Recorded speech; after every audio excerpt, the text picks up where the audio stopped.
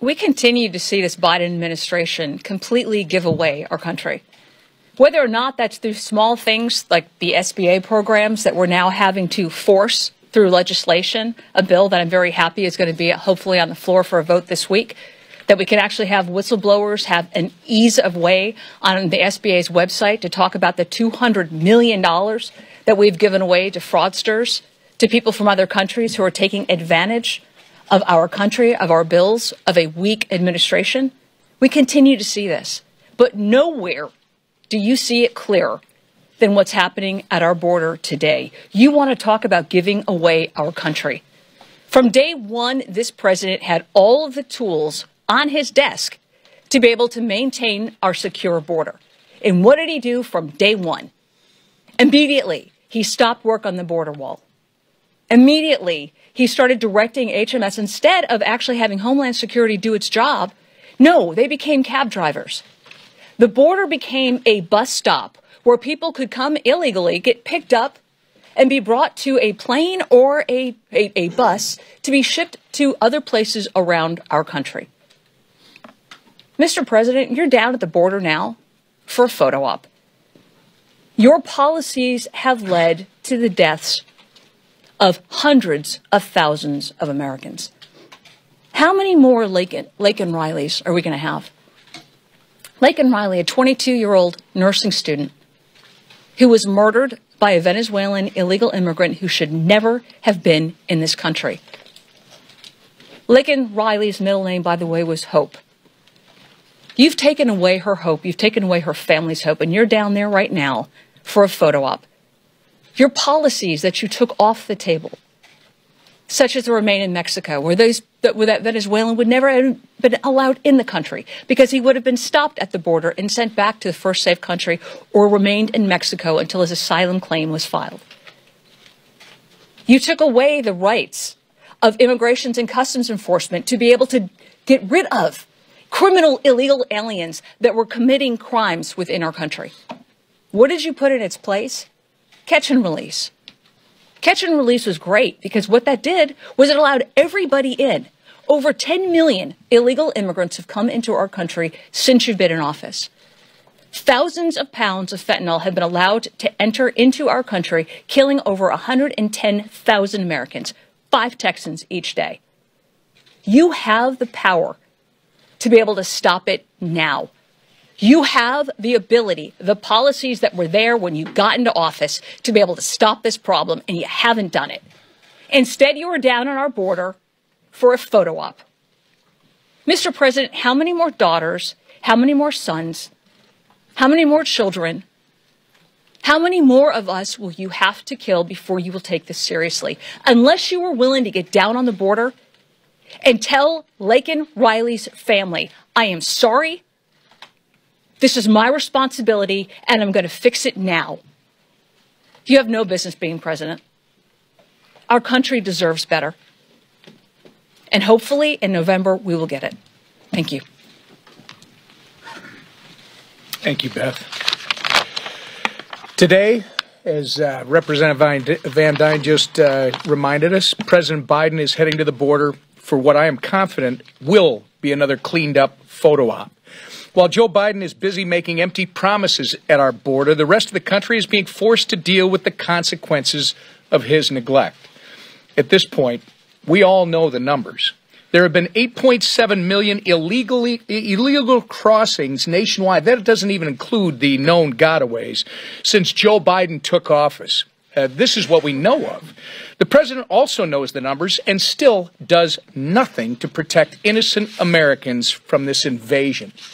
So now we need to talk about the people. We need to talk about the real-life victims of Biden's border failures.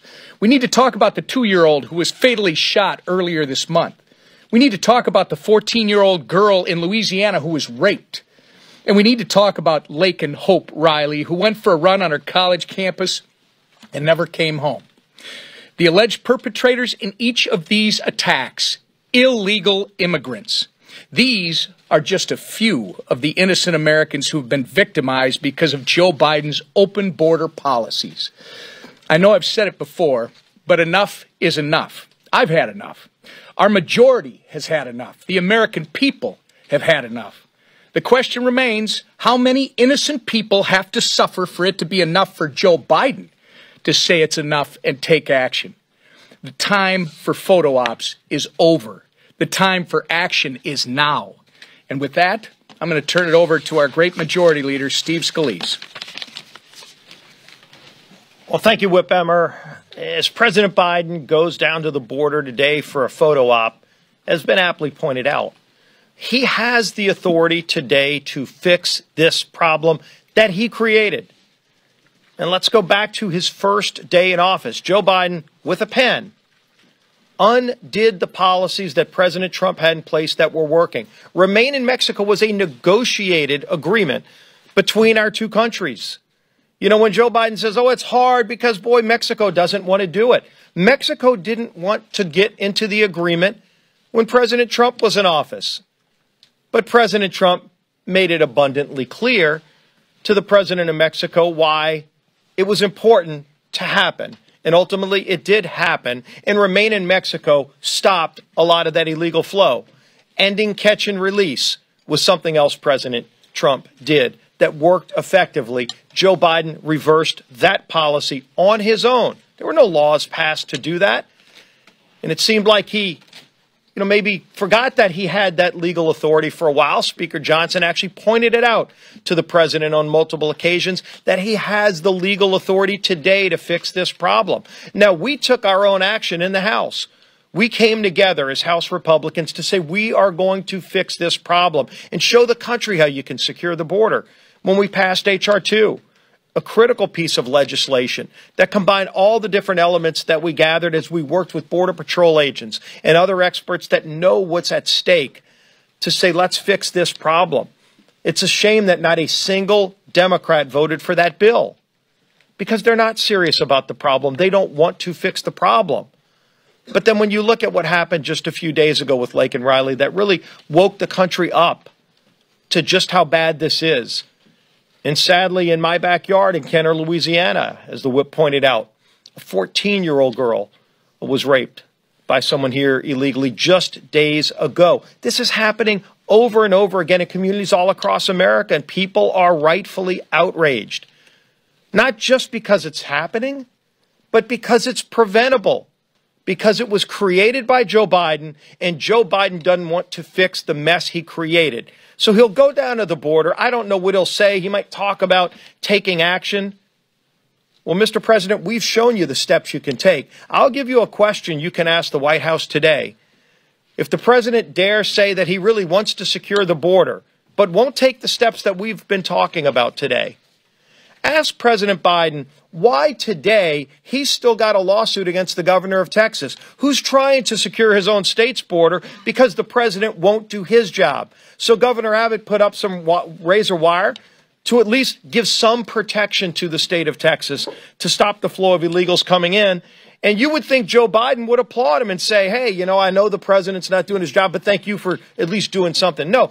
President Biden is in court today trying to force Governor Abbott to take that barrier down so that more illegals can come in. So clearly Joe Biden wants more illegals to come into this country. So whatever he says at the border today, he should be asked, Mr. President, are you going to drop your lawsuit against the state of Texas so that they can at least protect their border if you won't take the necessary actions to do it?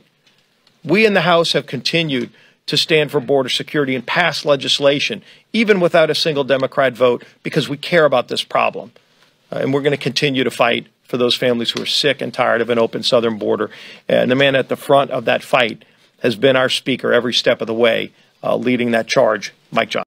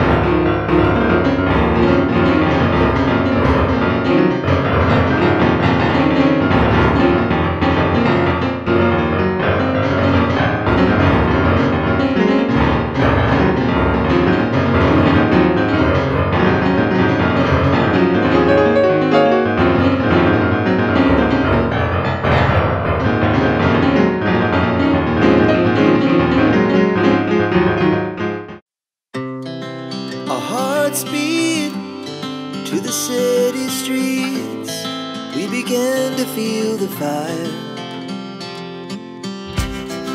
We rise like tall buildings as the chemicals, they take us higher. The night's young, it has just begun as she puts her hand in mine. We wanna chase the night